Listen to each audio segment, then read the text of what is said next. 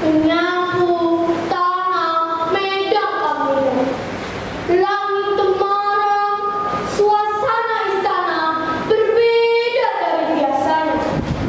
Disinilah kisah asal-usul Ngasinan bermula.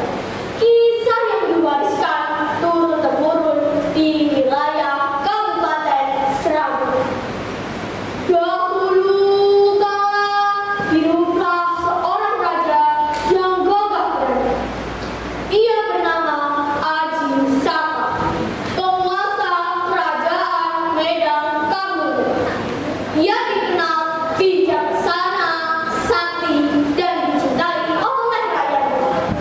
Namun tak seorang pun menyangka bahwa suatu hari takdir akan mempertemukannya dengan makhluk yang menghujat hatinya. Tiba-tiba seekor ular raksasa datang menghadap sang raja.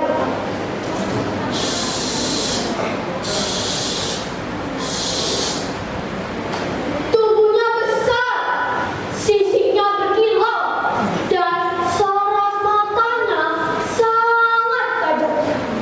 Dengan suara berat dan berkata, "Ayah, aku adalah anakmu."